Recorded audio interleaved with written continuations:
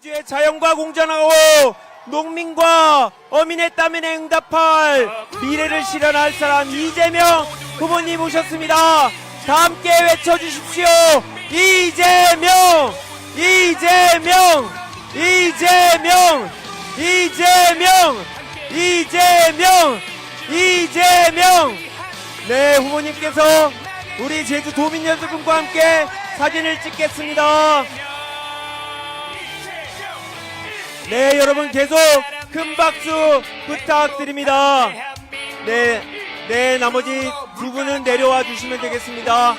네, 유성권 문대림 의원님 올라와 주십시오.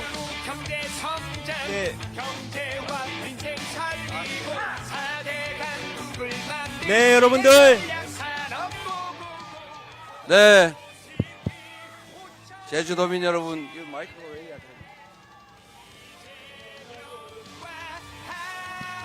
네,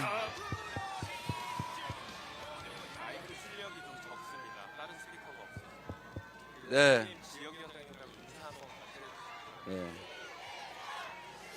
네. 자, 제주도민 여러분, 이재명입니다. 인사드립니다. 우리 제주도에 국회의원 세 분이 계시는데 우리가 서귀포를 이번에는 선거기간이 너무 짧아서 가기가 어렵게 됐어요. 우리 서귀포에 우리 의원님 우리 위성건 의원님 죄송하게 생각되는데 격려 박수 부탁드립니다. 제주도는 잘 지키고 있는 거죠? 네, 우리 문대림 의원은 어떻습니까? 박수 한번 부탁드립니다. 그리고 우리 김한규 의원님 너무 잘나서 옆에 서 있고 싶지 않은데 네, 잘하고 있죠? 우리 잘 준비된 민주당의 일꾼이니까 여러분들이 잘 부리시기 바랍니다. 감사드립니다. 화이팅! 네, 다음은 오늘 이 자리에는 제주 4.3의 아픔을 가슴에 안고 살아계신 유가족분들께서 이 자리에 함께 해주셨습니다. 제주의 봄에 염원하는 마음을 담아 꽃으로 만든 투표 기호를 후보님께 전달하겠습니다. 네, 큰 박수 부탁드립니다. 네, 오른손에 끼워주시면 됩니다. 오른손에요. 네, 여러분 사전투표는 5월 29일, 30일 다음 주 목요일, 금요일입니다. 우리가 투표하면 진짜 대한민국이 옵니다. 아픔을 희망으로 바뀌는 손길에 큰 박수와 함께 마음을 보내주십시오. 네, 이재명! 이재명! 이재명! 이재명! 네, 마지막으로 다 외쳐주십시오. 이재명! 이재명! 이재명! 네, 제주도민 여러분, 제가 저번 대선 때도 이 자리에서 말씀을 드렸던 것 같은데 제주도가 좁은가 봐요. 네.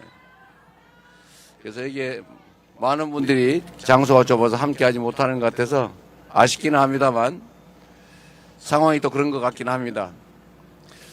제주도는 참 정감 가는 섬이에요. 아름답지요. 전 세계에서 아마 제주도만큼 아름다운 섬을 저는 보지 못한 것 같아요. 정말로 아름다운 섬입니다. 그런데 이 아름다운 섬에 가슴 아픈 사연이 있죠. 지금은 정말로 아름다운 그리고 희망이 있는 그런 섬처럼 보이지만 이 땅 속에는 한을 품고 묻힌 많은 사람들이 있죠.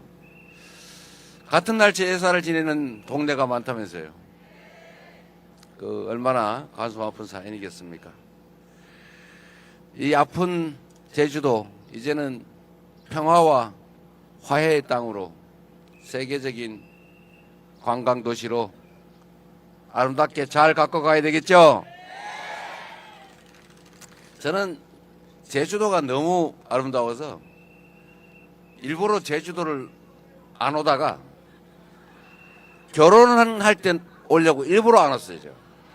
그래가지고 제가 제 아내하고 결혼한 다음에 일주일 휴가 잡았다가 너무 아름다워서 13일인가까지 미뤄서 재판 연기해가면서 제가 더 있었습니다. 정말 제주도의 구석구석을 다 가봤죠.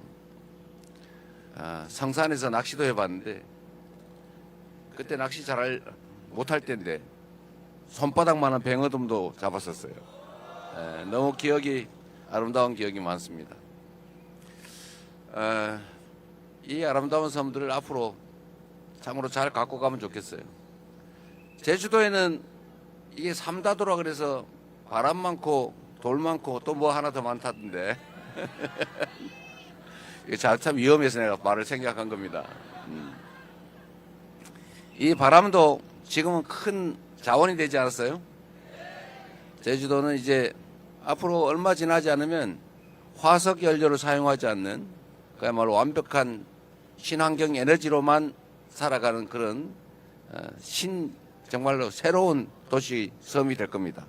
지금도 많은 준비를 하고 있죠. 좀 비싸긴 하겠지만 그러나 이 풍력 발전도 앞으로는 화석 연료 발전보다는 훨씬 싸질 가능성이 많습니다. 재생에너지 사회로 우리가 신속하게 넘어가야 되고 제주도가 아마 대한민국의 재생에너지 사회의 선도적인 지역, 모범적인 도시가 될 것입니다. 또 그렇게 만들어야 됩니다. 그게 제주도의 새로운 기회가 되지 않을까 생각합니다. 맞죠?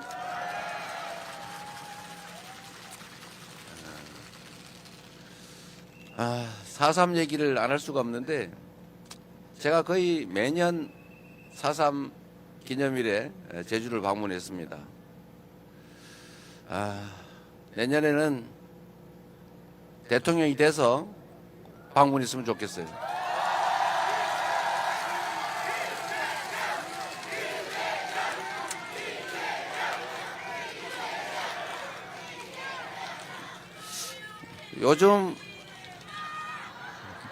요즘 제주도 4.3과 관련해서 저는 참 많은 생각이 듭니다.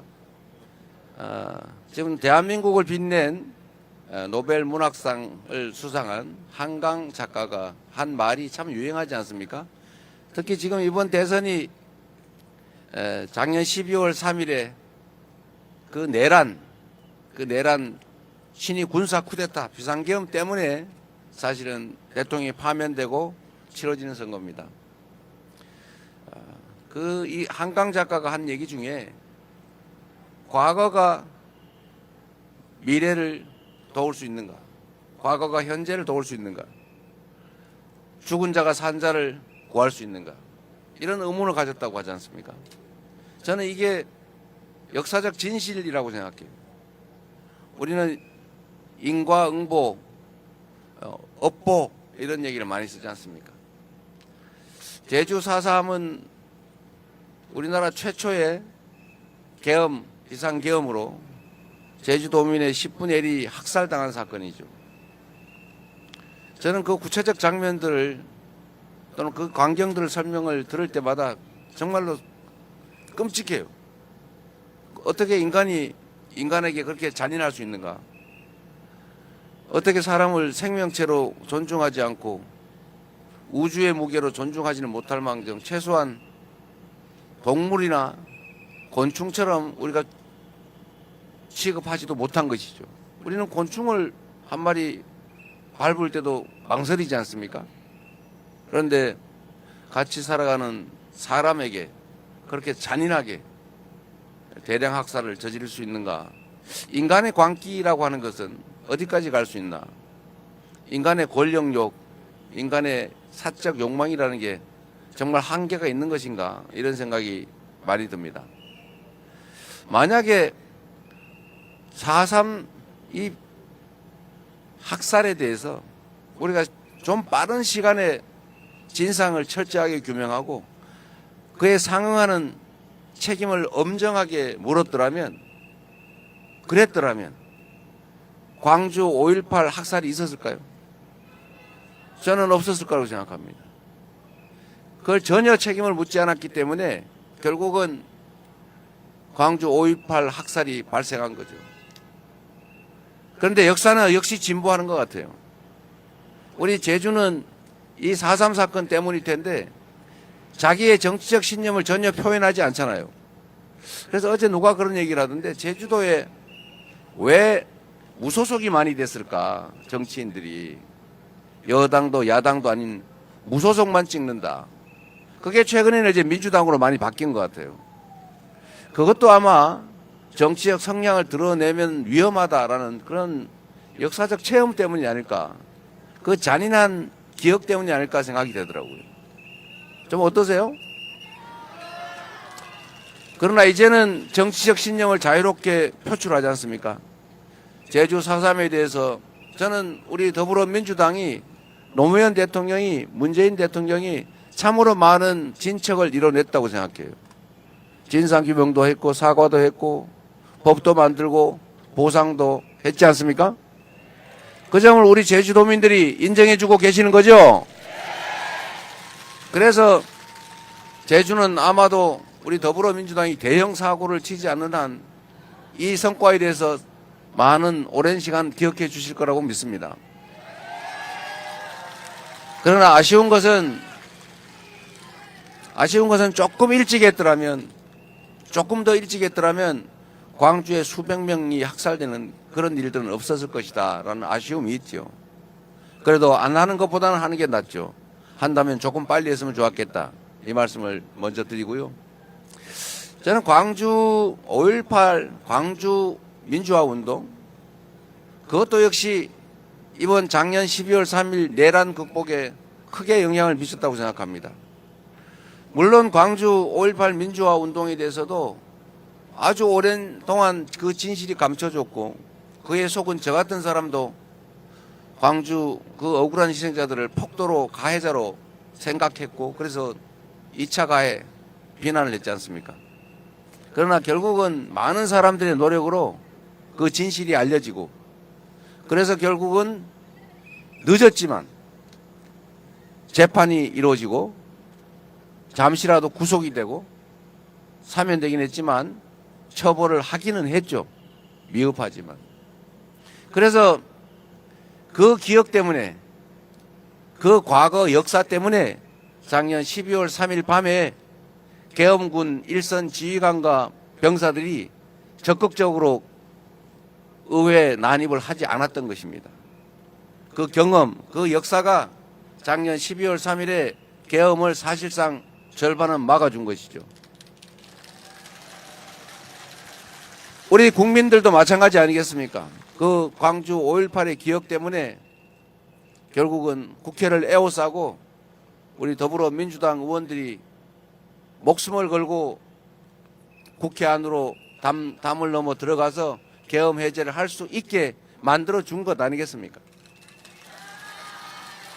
그래서 수많은 사람들이 학살되었을 그 가능성을 막은 것입니다.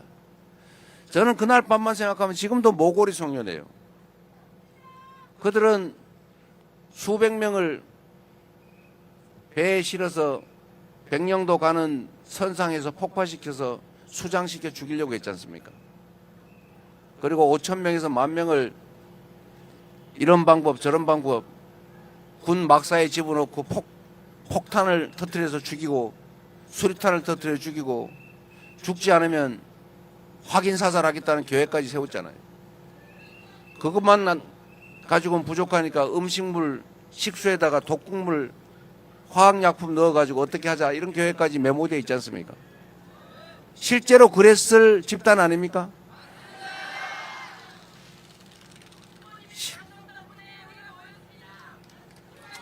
여러분 덕분에 막았습니다.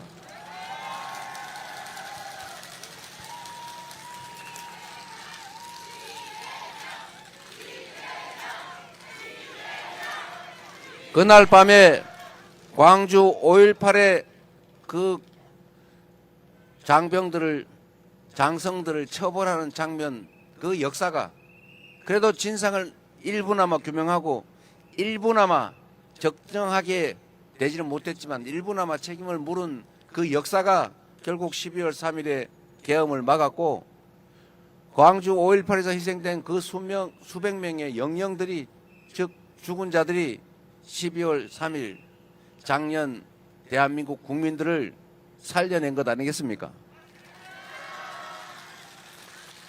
그래서 여러분, 지금 우리가 살아가는 이 장면도 대한민국 역사의 일부입니다. 지금 이 순간에 우리의 행동, 선택, 판단, 실천이 우리의 미래들에게, 우리 미래의 대한민국 국민들의 목숨을 살릴 수도 있고 죽일 수도 있고, 그 미래의 대한민국을 망칠 수도 있고 흥하게 할 수도 있는 것입니다. 이번 6월 3일 대한민국 대통령 선거는 작년 12월 3일에 시작된 세 번째 제주 4.3을 청산하는 과정입니다. 확실하게 진압하고 확실하게 책임을 묻고 진상을 철저히 규명해서 엄정하게 국민이 살아있음을, 이 나라 주인이 국민임을, 국가의 어떤 권력도 어떤 권력자도 국민을 배반해서는 살아남을 수 없다는 것을 확실하게 보여줘야 하지 않겠습니까?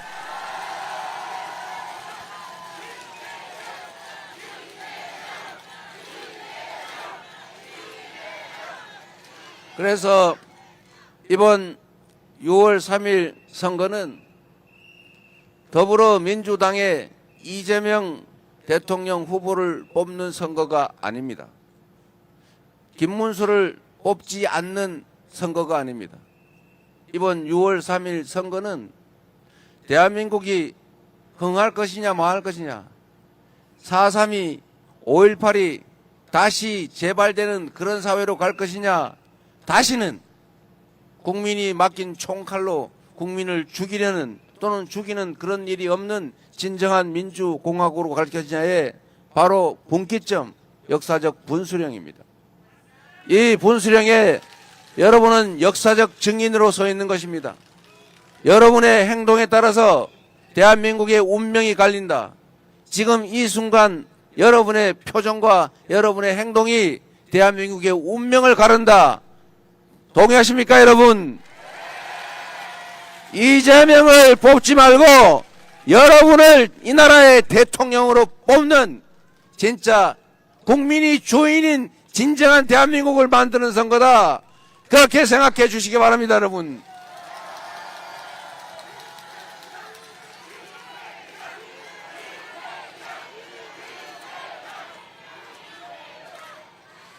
그래서 여러분, 제가 지금껏 여러 차례 약속드렸고 지금은 시도했다 실패한 꼭 해야 될 일을 한 가지 말씀드리겠습니다. 국가폭력범죄, 국민이 맡긴 권력으로 국민의 생명, 자유, 인권을 침해하는 그런 범죄에 대해서는 영구적으로 공소시효를 배제해서 그 행위자는 살아있는 한 반드시 형사처벌을 받게 하겠습니다.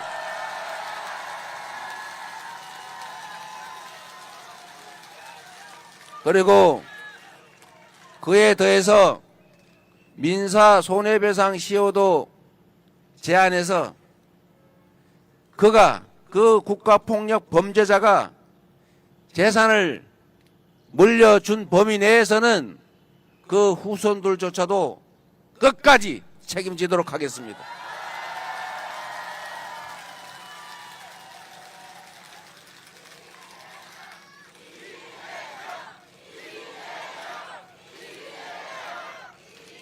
제가 이 약속을 여러 차례 드리고 당내에서 결국은 설득해서 이 법을 통과시켰는데 이 대통령 권한대행체제에서 거부당했습니다. 우리는 한 번 실패했다고 포기하지 않습니다. 될 때까지 반드시 합니다. 거부권을 저한테 주시면 국회에서 이 법이 통과되는 순간 즉각적으로 거부 안 하고 사인하겠습니다.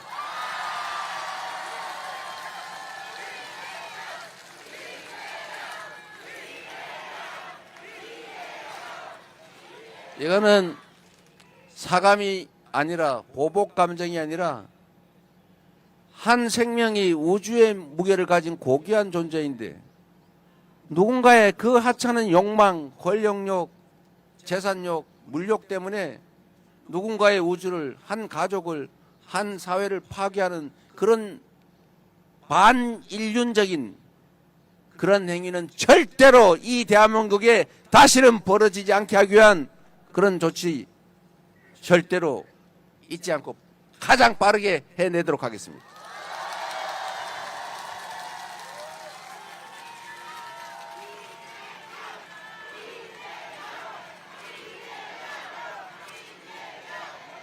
그리고 여기 박혁권 배우 왔나요? 어디 있어요? 잠깐 한번 와보세요. 올라와 보세요.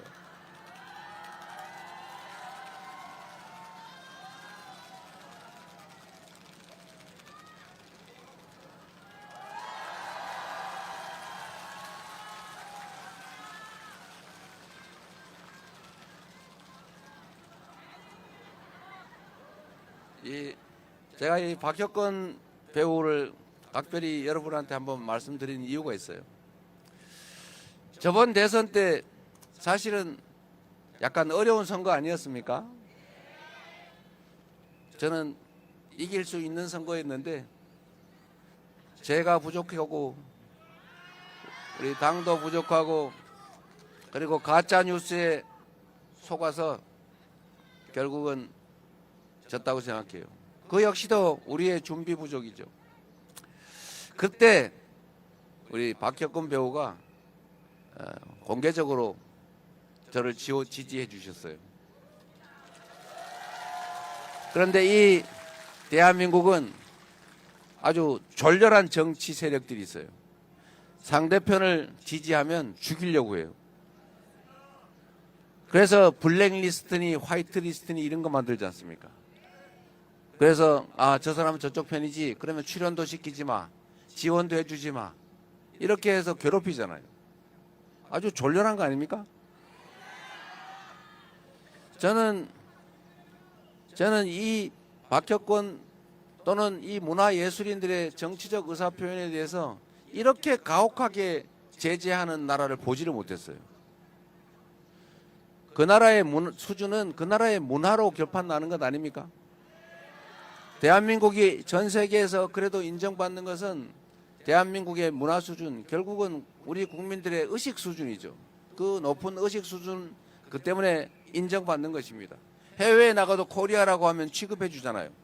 물론 지난 몇 년 사이에 확 국가의 품격이 떨어져서 요새는 숨긴다고 하더만요. 네. 쿠데타 나고 그런 나라인데 어떻게 보겠습니까? 그래서 이 대한민국의 문화를 살려야 돼요. 그리고 저는 대한민국의 문화가 국제적 경쟁력을 가진다.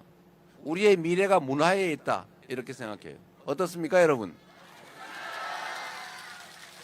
제가 안 그래도 제주도를 좋아하는데 폭삭 속았수다 그거 보다가 저 처음에 한두 편만 보고 아는 척 하려고 그랬는데 중간에 못 끊고 밤새 가면서 끝까지 봤어요. 제가 그러면서 그걸 알게 됐죠. 얼마나 토속적입니까? 가장 한국적이고 가부장 문화, 이게 다른 나라에는 잘 없는 문화잖아요. 그런데 이 가부장 문화, 그 다음에 이 한국적인 남존여비, 이런 오래전 그것도 이 문화가 드라마로 만들어서 전 세계인이 이렇게 각광한다는 사실이 놀랍지 않습니까? 한국인의 정서와 문화 감성이 전 세계에 통한다는 거죠. K-팝은 왜 전 세계인들이 그렇게 좋아할까? 뭐 똑같은 노래에 뭐 춤추는 거 보면 따라할 수 있는데 왜 유독 한국일까? 한국의 드라마, 한국의 음식은 또 왜 이렇게 인기일까? 저는 그게 문화의 깊이라고 생각해요. 문화의 깊이. 대한민국은 정말 5,000년 문화를 자랑하잖아요. 우리는 사실 일상적 언어 속에서 거의 철학자들이 돼 있어요.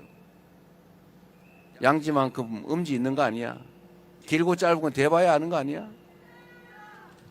죽음이 있어서 삶도 있는 거지.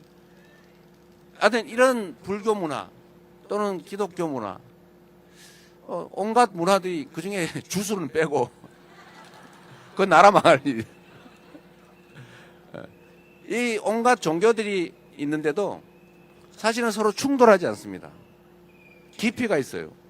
전 세계에서 이렇게 종교가 성행하면서도 또 여러 종교가 있으면서도 충돌하거나 분란을 일으키지 않는 나라가 거의 없습니다.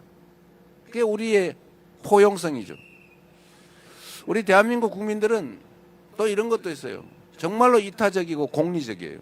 물론 사촌이 논사하면 배 아파한다 이런 말도 있긴 하지만 우리는 국가에서 재정 지출을 해서 개인을 국민을 지원해 주겠다고 하면 아, 왜 나를 도와주지? 모두를 위해서 써야지. 이런 생각하는 국민들 아닙니까? 정말로 공리적인 민족이에요. 저는 그런 점들이 세계인을 설득하는 거라고 생각합니다. 극단적으로 이기적이고 폭력적이고. 그런데 그 속에서 정말 공리적이고 이타적이고 공존적이고 말이에요. 타인을 존중하고. 그래서 저는 우리의 문화, 이 문화를 키워야 되겠다 그 생각을 했습니다. 우리 김구 선생이 그 먹고 살기 어렵고 나라를 빼앗겨가지고 나라를 찾겠다고 폭탄, 수리탄, 권총 들고 뛰어다닐 때 이분이 그런 얘기를 한 것 아닙니까? 우리가 앞으로 독립해서 부강한 나라를 만들어야 된다. 그런데 그 부강함이란 무력이 세서 남의 나라를 지배해서 삼켜가지고 폭력적인 권력을 행사하는 그런 게 아니라 나라를 우리가 든든하게 지킬 정도의 무력이면 된다. 그러나 문화란 모두를 행복하게 하는 것이다. 우리의 문화를 키워서 전 세계인이 함께 행복한 그런 문화가 한없이 강한 나라를 만들고 싶다. 문화 강국. 근데 지금 그 김구의 꿈이 조금 현실이 돼가고 있지 않습니까, 여러분? 여기 김구 증산자도 와 있는데 김용만이라고. 김용만 그냥 가만히 계세요. 기억해 주시고요. 저희가 그 당 대표실에 당대표 회의실에 김구 선생도 하나 붙여놨어요. 여하튼 저는 이 문화가 강한 나라를 만들어야 되는데 그게 지금은 곧 경제가 됐습니다. 전 세계에서 한국말로 된 한국어 노래를 흥얼거리고 한국어 드라마를 보고 그래서 한국말을 배우고 한국어 교육 수요가 엄청나게 늘 폭증했다고 합니다. 그리고 한국 음식을 즐기고 한국을 와보고 싶어 해요. 그래서 한국 오면 바가지 씌우고 그러지 말아야죠. 잘해줘야죠. 한국 음식을 수출해야죠. 지금 대한민국 김이 없어서 못 팔 정도라고 하지 않습니까? 원래 전 세계에서 김 먹는 나라 별로 없어요. 그 풀떼기를 왜 먹냐? 시커먼 풀떼기를. 잘 안 먹어요. 그런데 지금은 전 세계에서 한국 김을 찾습니다. 김밥을 찾고 전주 비빔밥을 찾고 음식도 전 세계에 가장 정말 질 좋은 건강식 아닙니까? 한국 음식이. 그래서 이런 거에서 우리는 기회를 만들 수가 있다. 그리고 최고의 문화 상품이 하나 생겼어요. 문화의 최고봉, 바로 민주주의죠. 우리 대한민국 국민들이 얼마나 위대하냐. 우리는 IMF 때 나라가 망했다고 하니까 원래 그렇게 나라가 망할 정도로 경제가 나빠지면 막 금 이런 거 사 모아야 돼요. 원래 그런 거잖아요. 매집해야죠. 막 사재기. 근데 우리는 집에 있는 금덩이 다 내놨잖아요. 금 모으기. 여기 온 국민이 참여를 해가지고 전 세계인이 놀랐습니다. 아, 전 나라는 절대 망하지 않겠다. 그래서 빨리 회복했어요. 그 금 자체 때문이 아니고. 두 번째로 작년이 아니라 우리 박근혜 정권 때 2017년, 16년 이때도 정말로 백수십만 명이 모여서 집회를 하는데 전 세계인들이 보니까 놀란 거죠. 전 세계에서 보통 몇만 명이 모여서 집회가 벌어지면 시위가 벌어지면 딱 두 번째 떠오르는 장면이 있죠. 연기. 어디 불 지르고 두드려 부시고 싸우고 누가 다치고 죽고 뺏기고 약탈하고 이게 전 세계적인 모습인데 대한민국은 백수십만이 막 200만이 모여서 집회를 해도 지나고 나면 깨끗해요. 누구 하나 꼬집 폈다는 사람, 핥혔다는 사람이 없어요. 유리창 하나 깨지지 않아요. 이 위대한 국민들 아닙니까? 그리고 한 번이 아니고 두 번씩이나 지금 8년 만에 또 현실 권력을 총과 군대를 동원한 그 현실의 권력이 일으킨 군사 쿠데타, 친위 군사 쿠데타를 정말 빛으로 제압하고 진압하고 있지 않습니까? 이 위대한 국민들이에요. 전 세계인들이 작년 12월 3일 밤에 놀랬죠. 잘 나가던 대한민국이 전 세계에서 해방된 국가 중에 식민지에서 독립한 나라 중에 소위 산업화, 먹고 살만해지고 경제적으로 성공하고 거기다가 민주화까지 성공한 나라가 대한민국밖에 없어요. 아마 전무후무할 것입니다. 앞으로도 쉽지 않을 거라고 해요. 그런 위대한 나라인데 아니 무슨 군사 쿠데타냐? 저 나라 이제 망했구나 이제. 아 이거 잘 나가는 것 같아. 어째 이상하다 했어. 잘 살다가 군사 쿠데타로 독재로 사법 쿠데타 때문에 완전히 망해서 후진국 전락한 나라 많죠. 남미, 아시아 이 많습니다.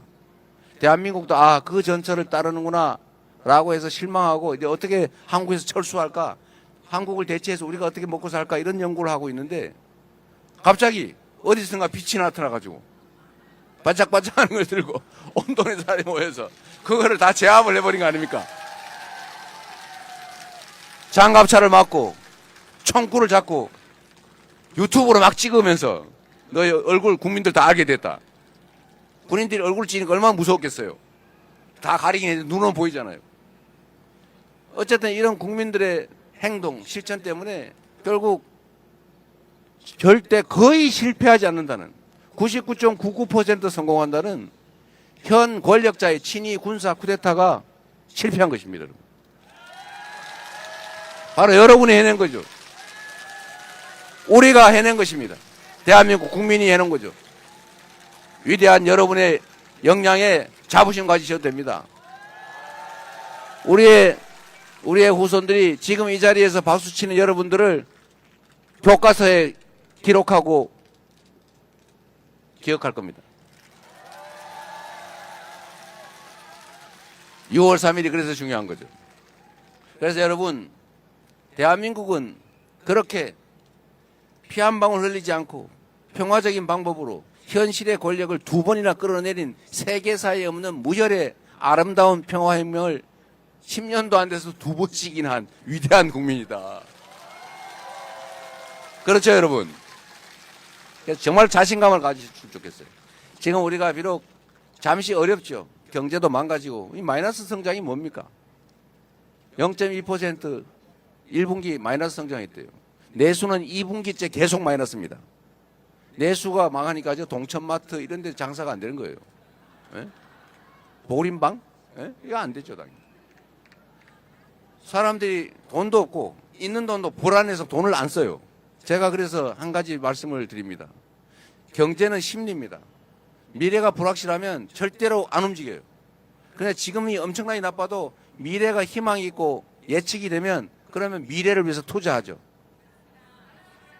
그래서 여러분 6월 3일에 여러분 선택에 따라서 이 경제가 계속 나락으로 떨어질 수도 있고 딱 저점을 찍고 희망으로 미래에 대한 기대로 다시 상승할 수도 있습니다.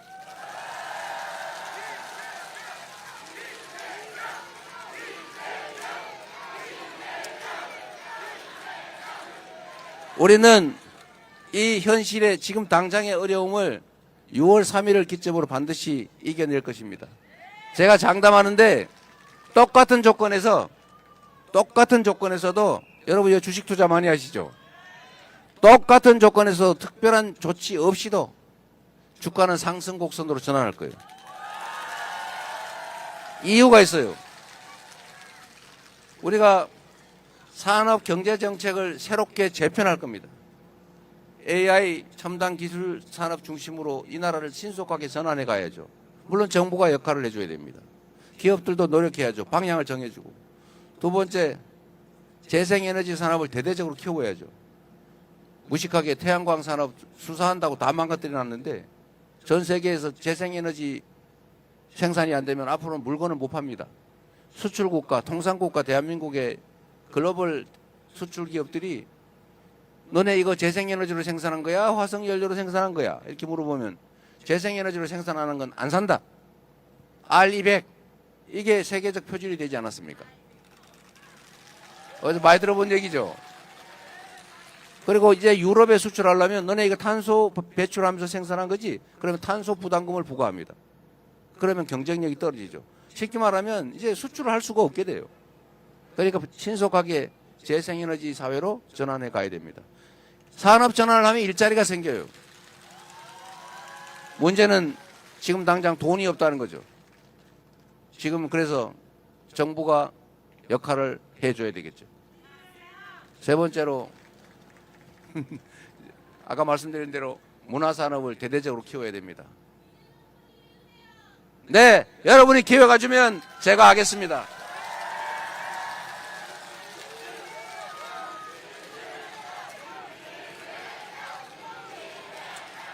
그리고 경제가 다른 나라는 그런 대로 괜찮은데 우리나라만 유독 우하향으로 꼬라박는 이유는 몇 가지 있어요. 일단 아까 말씀드린 대로 정부 정책이 산업경제정책이 없어요. 이걸 산업경제정책을 제대로 수립해서 미래를 보여줘야죠. 우리는 이렇게 갑니다. 그러니까 앞으로 이런 쪽에 투자하세요. 이 길로 갑시다. 이렇게 방향을 정해줘야 되잖아요. 그게 리더가 하는 일 아닙니까? 그러나 이거는 단기적 효과는 크지 않아요. 좀 길게 봐야죠. 이제 두 번째, 대한민국의 가장 큰 리스크는 평화예요. 여기는 휴전선에 좀 멀리 떨어져 있으니까 좀 어떨지 모르겠는데 대한민국이 제주도를 포함해서 전부 전쟁 리스크에 노출되어 있습니다. 전 세계에서 군사 밀도가 가장 높아요. 아직도 여전히 법률적으로는 전쟁 중입니다. 휴전 중이죠. 정전 중. 그런데 북한과 너무 지나치게 강대강 대치 전략을 취하는 바람에 사이가 너무 나빠졌어요. 그래서 전 세계가 저 동네가 언젠가는 군사적으로 충돌하겠구나. 저 전쟁이 날 가능성이 있네. 라고 하는 것 때문에 한반도에 대한 투자를 망설이게 됩니다. 기존 투자도 빼게 되죠. 이 한반도의 평화 리스크를 줄여야 돼요. 즉 남북 관계를 평화적으로 개선해 나가야 됩니다. 이것도 시간이 많이 필요하겠죠. 그러나 단기적으로 당장 효과 있는 건 있어요. 시장이 공정하면 투자하겠죠. 그런데 시장이 불공정하면 내가 주식을 샀는데 아니 이 주식을 어떤 친구가 주가 조작을 해요. 막 부담 그러니까 바로 김건희 떠올라요. 그리고 불공정하게 누군가는 대량 공매도를 막 해버려요. 그러니까 이게 균형이 안 맞다. 주가 조작해도 힘세면 다 봐주더라. 전 세계에 광고를 했잖아요. 대통령 부인이 주가 조작에 연루됐다는데 저기는 힘세면 처벌이 안 되네. 이렇게 시장에 대한 불신, 시장이 투명하고 공정해야 되는데 불공정하다고 믿어지면 누가 그 시장에 주식을 사겠습니까? 그러니까 우리 젊은이들이 그렇게 얘기하잖아요. 국장 탈출은 지능순 이러면서 미국에 투자하잖아요. 그거 젊은이들 잘못이 아니죠. 국내 시장을 못 믿겠는데. 그러나 이 문제는 이 시장의 불공정성 문제는 6월 3일 선거가 끝나는 순간에 해결이 됩니다.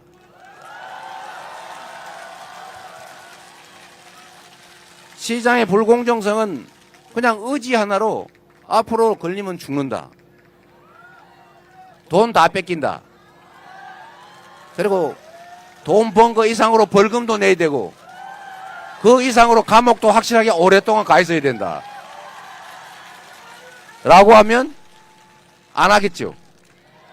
무서워서 못 하겠죠. 제가 그렇게 무서운 사람 아닌데 법대로 하되 법대로. 세 번째, 이 대한민국 기업 풍토를 고쳐야 돼요. 아니 무슨 우량주 장기 투자하라고 그래가지고 우량주를 사놨더니 어느 날 보니까 그 우량주가 새끼를 낳았는데 그 새끼는 내게 아니야. 이게 말이 됩니까 이게? 근데 우리나라는 그게 허용이 되고 있어요. 물적 분할, 자회사 이런 거 만들어가지고 재상장하고. 그러니까 내가 원래 이렇게 똥똥한 암소를 샀는데 이 암소가 새끼를 낳고 나니까 홀쭉해져 버렸네. 근데 암소는 남의 거예요. 송아지는 남의 거예요. 이렇게 하면 안 되잖아요. 이런 나라 잘 없어요. 이게 어디 말이 되는 소리입니까? 근데 이게 지금 현재는 허용이 되는데 이걸 못하게 막는 게 그게 상법 개정 아닙니까? 이것도 국민의힘이 거부했어요. 근데 더 재밌는 거는 내가 흉 한번 봐야지. 더 재밌는 거는 이거를 국민의힘이 한다고 큰 소리 빵빵 치던 겁니다. 자기들이 하다가 민주당이 진짜 하니까 반대하고 있어요. 국민의힘의 본질을 정확하게 보여주죠. 말은 하는데 행동은 반대예요. 교원 영색. 요거를 여러분이 잘 봐주시고 소문 많이 내주세요. 그래서 어쨌든 이런 경영 지배권 남용을 막아서 공정한 기업 경영을 하게 하면 또 그 자체로 좋아지겠죠. 이건 금방 할 수 있죠. 또 마지막으로 이런 거 있어요. 이 주식하는 분들 들으라고 한 얘기인데 제가 주식 좀 했지 않습니까? 제가 휴면 개미, 왕개미는 아니고 중개미 이 정도 됩니다. 그런데 우리나라는 배당을 안 해줘요. 배당을 해줘야 주식 사가지고 거기서 나오는 이자도 아닌 배당금으로 뭐 용돈도 쓰고 할 텐데 우리나라는 배당이 인색해요. 돈을 10조 원을 벌어도 배당을 2조 원밖에 안 해요. 1조 원, 2조 원 이렇게밖에 안 해요. 다른 나라는 보통 한 5조, 6조 한단 말이에요. 배당 성향이라고 하는 게 너무나 해서 중국 그 공산국가의 기업보다 배당이 더 낮아요. 이게 이상하잖아요. 이 배당을 늘려야 됩니다. 배당을 워낙 안 하다 보니까 주가가 왜곡돼 있어요.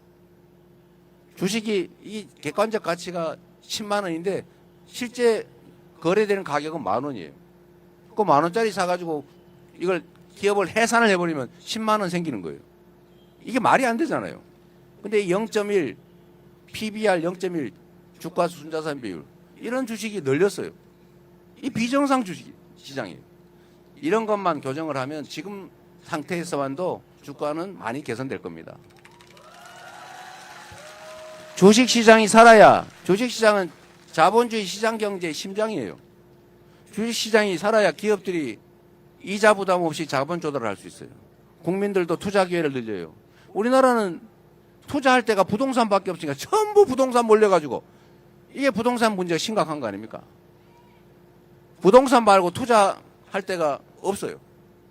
그러니까 주식시장에도 살면 그 투자가 좀 주식시장으로 몰리면 부동산 시장도 좀 안정이 될 텐데 전부 부동산 투자라는데 이것도 그 측면에서도 자본시장 이걸 살려야 돼요.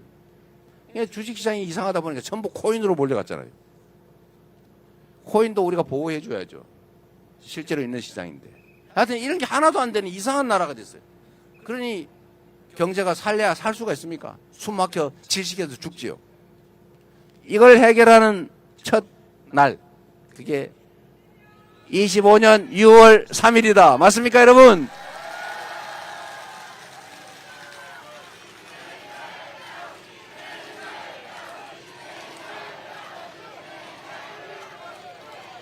그리고 제주도에 여러 의원들 계시잖아요. 국회의원도 그렇고 시장, 도지사, 시장은 없군요, 여긴. 도지사, 도의원, 대통령까지. 이 사람들은 누가 생각하는 것처럼 지배자들이 아닙니다. 여러분보다 높은 사람이 아니죠. 우리는 뽑아놓고 숙모하는 경향이 없지 아니한데 우리가 일 시키려고 뽑아놓은 우리의 신분권 아닙니까? 그래서 여러분 이번 대통령도 높은 사람 뽑는 게 아니고 그 사람이 높은 사람인 건 맞아요. 우리가 뽑아놓은 머슴 중에 높은 사람 상머슴. 그 머슴은 덕목이라고 하는 게 있죠. 유능하긴 한데 잔머리 굴리는 나쁜 사람이다. 그러면 도둑질 당할 가능성이 많죠. 첫째 충직해야 됩니다. 국민에게 충성스러워야죠.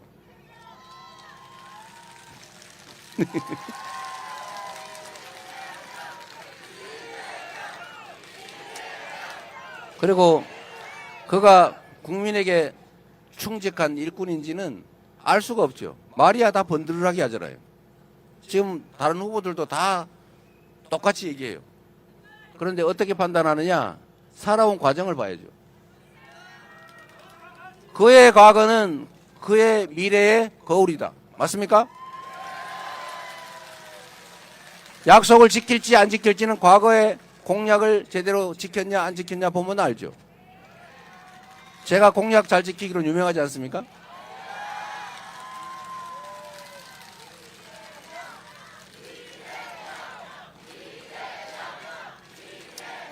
그리고 공직자로 살았으면 성과가 있어야죠. 저는 성남을 전국의 제1도시로 바꿨어요. 경기도를 전국에서 가장 평가 높은 도로 바꿨어요. 민주당을 새로운 민주당으로 유능하고 이기는 민주당으로 만들었습니다. 나라도 저에게 맡겨주시면 여러분이 결코 실망하지 않을 새로운 대한민국으로 만들어 보답드리겠습니다.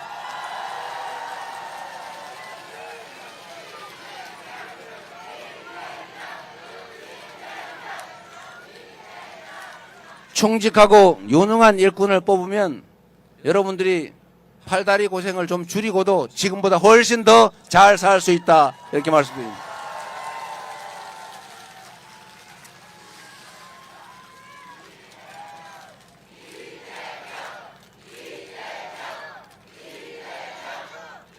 그리고 여러분 마지막으로 진짜 마지막으로 우리 캠프에서 엄명히 떨어졌어요. 길게 하지 말라고. 여러분 대통령 아니면 동네 무슨 개모임 동호회 회장 이 회장이든 대통령이든 그가 해야 될 제일 중요한 일이 어떤 거예요? 그 동호회 모임 안 깨지게 하는 거죠. 동호회 모임이 회원도 좀 늘고 회원끼리 서로 사이좋게 서로 협조하고 서로 힘이 되고 의지되도록 해야 되는 게 그게 회장 할 일 아닙니까? 대한민국 대통령도 똑같아요. 대한민국 대통령의 제1의 책무는 국민을 통합시키는 겁니다. 편갈라 싸우게 하면 아이고 그러지 마세요 말리고 또 옛날에 내 선거를 도와준 내 편이라도 아이고 우리 거 많이 챙겨주세요 저쪽은 뺏어주세요 이러면 아 왜 그러세요 이제는 다 한 식구 아닙니까? 이렇게 말할 수 있어야죠. 여러분 전쟁과 정치의 차이를 아시죠? 전쟁은 죽이는 거예요. 이기면 싹 다 가지는 거고 진 쪽 싹 다 제거하는 겁니다. 그런데 정치는 전쟁이 아니에요. 정치는 존중하는 겁니다. 같이 사는 거예요. 그런데 한쪽 편이 되는 건 불가피하죠. 왜냐하면 경쟁을 하니까. 대통령이 되기 전까지는 한쪽 편을 들겠지요. 한쪽 편을 대표해서 대통령이 됩니다만 대통령이 된 순간에는 한쪽 편을 드는 게 아니라 전체를 대표해야 되는 것입니다. 그래서 전쟁에서 이겨서 점령하는 것하고 선거에서 이겨서 전체를 대표하는 건 완전히 다른 거죠. 그런데 안타깝게도 지금 이 정치와 전쟁을 구별 못하는 집단이 있어요. 지금까지도 그랬고 자기가 이기면 전부 다 갖고 나머지는 다 뺏는다. 그리고 존재 자체를 없애버린다. 죽이려고 하잖아요. 그렇게 하면 안 되죠. 우리 공동체가 사람이 모여 사는 이유는 똑같아서 모여 사는 게 아닙니다. 어떻게 똑같아요? 저 코 크신 분, 저 코 낮으신 분, 머리 긴 분, 짧은 분, 인상이 이런 분, 저런 분, 생각이 이런 생각, 저런 생각, 파란 생각, 빨간 생각, 출신 어느 지역, 서귀포, 애월 다 다르죠. 다 다른 이 사람들이 생각도 다르지만 이해관계도 달라요. 한 사람은 동쪽으로 가자고, 한 사람은 서쪽 가자고, 어떤 사람은 북쪽 가자 그러고 이렇게 충돌한단 말입니다. 자원이 5개밖에 없는데 10명이서 서로 막 나눠 가지려고 해요. 이럴 때 이걸 어떻게 조정할 것이냐를 정하는 게 정치죠. 그리고 이해관계인들은 다투게 돼서 가만 놔두면 죽을 때까지 싸우겠죠. 그래서 죽을 때까지 싸우지 말고 합리적인 선에서 정리하기 위해서 있는 것이 바로 정치고 행정 아닙니까? 그걸 합리적으로 잘 배분하라고 그 권한을 부여하는 거잖아요. 그게 권력이죠. 정치란 그 사회 자원을 배분할 권한을 어떻게 가질 것이냐, 누가 가질 것이냐, 어떻게 나눌 것이냐를 정하는 거죠. 그러니까 대통령이 됐다고 해서 야 우리 편 다 모여, 빨간색 다 모여, 파란색 다 죽이자. 이거는 정치가 아니죠. 이거는 점령이고 이건 전쟁이죠. 이렇게 하면 그러면 반 제거했어요. 그 다음에 또 그 안에서 경쟁이 벌어지겠죠. 또 반 제거해야지. 그러다 뭐가 남습니까? 자기 혼자 남겠죠. 자기 혼자 남아요. 결국 죽겠지. 이렇게 되면 절대로 안 되는 거죠. 그래서 대통령이라고 하는 것은 통자는 통치가 아니고요. 통합. 이겁니다. 크게 통합하는 사람. 그리고 여러분 막 싸워가지고 서로 뺏고 찍고 하면요 시너지가 안 나요. 똑같은 것도 적절히 나누고 협력하면 시너지라고 한 게 있지 않습니까? 다르다고 해서 틀린 게 아니죠. 이 다름을 인정하고 역할도 인정하고 100%다 가지려고 하지 말고 51%만 갖고 그리고 성과를 내서 결과를 증명하고 다시 선택받고 이게 합리적인 정치 과정 아니겠습니까?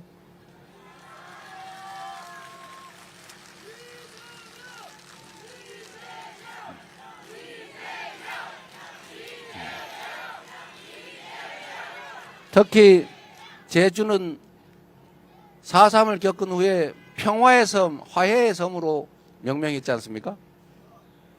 대한민국도 그래야죠. 남북이 갈라져서 지금껏 싸우고 있고 영남이니 호남이니 그래가지고 또 싸우고 이제는 나이 든 사람, 젊은 사람 갈라서 싸우고 이제는 남녀를 갈라 싸워요. 그렇게 편 갈라가지고 갈라치기 하면서 싸움 시키면 그게 정치입니까? 그거는 정말로 나쁜 사회 해악을 끼치는 절대 해서는 안 될 폐악이에요. 폐악. 갈라치기, 편 나눠 싸우기. 그래서 그 속에서 자기의 개인적 정치적 이익을 취하면 자기야 좋겠지만 사회는 망가지는 거 아닙니까? 저는 그런 정치 절대로 해서는 안 된다고 생각해요.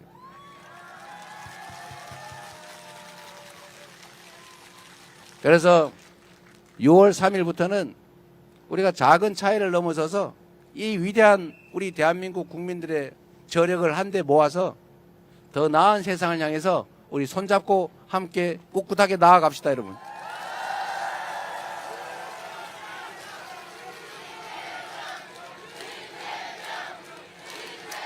그리고 여러분, 우리 캠프에서 저한테 하나 제안을 했는데 우리가 상징 동작이 하나 필요하겠다 그러더라고요.